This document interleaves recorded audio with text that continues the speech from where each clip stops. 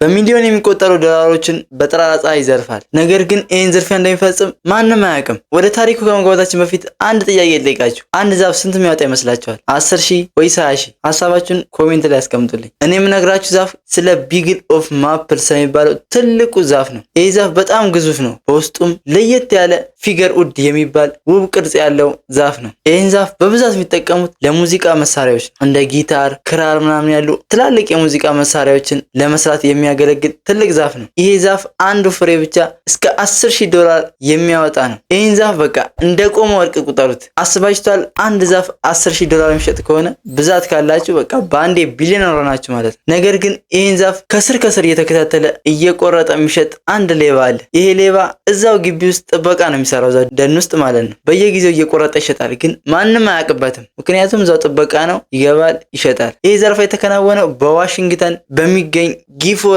ፒንኮት ናሽናል ፎረስት በሚገኝ ደን ውስጥ ነው። ጀስቲን ዊልክ የተባለ አንድ ጥበቃ እዚህ ደን ውስጥ በጥበቃ ሰራተኝነት ይሰራል። ስለ ደኑ ሙሉ ነገር ያውቃል። የትኛው ዛፍ ውድ እንደሆነ፣ የትኛው ምን እንደሆነ በደንብ ነው ጠንቅቆ የሚያውቃቸው። ነገር ግን ይሄ ጠባቂ ከጥበቃነቱ ሙያ ለመገላገል በአንድ ሀብታም ለመሆን ይወስናል። እዛ ደን ውስጥ የሚገኙትን ውድ የሚያወጡትን ዛፎች እየቆረጠ በድብቅ ለመሸጥ ወሰነ። ይህንን ዝርፊያ ሊፈጽም የሚያስፈልገውን ነገር በሙሉ አዘጋጀ። ነገር ግን የሚገርማችሁ ዝርፊያውን የሚፈጽመው በጨለማ ወይም በሌሊት አይደለም፣ በጠራራ ፀሐይ ነው። ግን እንዴት ፖሊስ ምናምን ሌሎች ጥበቆች አይደርሱበትም? ጀስቲን እነዚህን ዛፎች እየቆረጠ ለመሸጥ ከህገወጥ እንጨት ቆራጮች ጋር ተስማማ።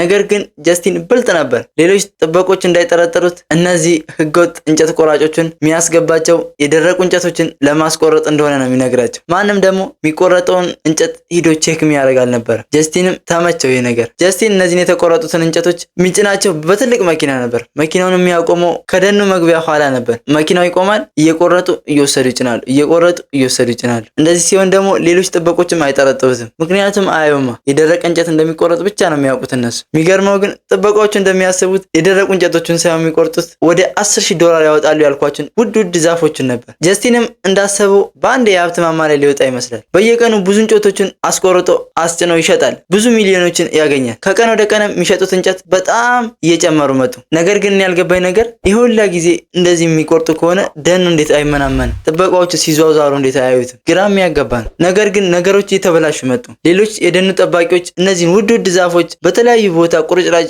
ወድቆ ተመለከቱ። ግን ማን እንደቆረጠው ማስረጃ አልነበራቸውም። ጠባቂዎችም ለኃላፊዎቹ አመለከቱ። ኃላፊዎችም ወደ ፖሊስ ደውለው ምርመራ እንዲደረግ አደረጉ። ደኑ ውስጥ ከተገኙት ዛፎች ናሙና ተወስዶ ጀስቲን እየወሰደ ከሚሸጥበት እንጨት ቤት ጋር ተመሳሳይ ነበር። ጀስቲን ከስራ ባልደረቦች ጋር ሆኖ በጫካው ላይ እንጨት እየቆረጠ ሳለ በድንገት ሰደድ እሳት ተነሳባቸው። እሳቱን ለማጥፋት የመጡት የእሳት አደጋዎች ጀስቲንና እነዛ ሰዎች የቆረጡትን ዛፎች ተመለከቱ። አሁን ፖሊስ ጥርጣሬውን ሙሉ ለሙሉ ወደ ጀስቲን አዞረ። ፖሊሶችም የጀስቲንን ስልክ ጠለፉት። ጀስቲን ግን የሁላ ነገር ሲፈጠር ስልኩ መጠለፉን ምንም አላወቀም ነበር። እንጨት ከሚያስረክበው ሰው ጋር ስልክ እያወራ ሳለ በሚሊዮን የሚቆጠር ዶላር እንዲያስገባለት ስልክ ላይ ሲነጋገሩ ሰሙ። አስቡት፣ ይህ ሰውዬ ጥበቃ ነው። በአንድ እንዴት ሚሊዮን የሚያክል ዶላር እንዲገባለት በአንድ ስልክ ጥሪ ሲያዝ? ፖሊሶችም አሁን ሙሉ ለሙሉ ጥርጣሬያቸውን አረጋገጡ። በመጨረሻም ፖሊሶቹ የጀስቲን መኖሪያ ቤት ላይ ድንገተኛ ፍተሻ አደረጉ። በቤት ውስጥም ብዙ ጥሬ ገንዘብና እነዛ ውድ እንጨቶች በቤት ውስጥ ተገኙ። ፖሊሶችም ጀስቲንን አንጠልጥለው ለፍርድ አቀረቡት። ዳኛውም የጀስቲንን ስራ ተመልክቶ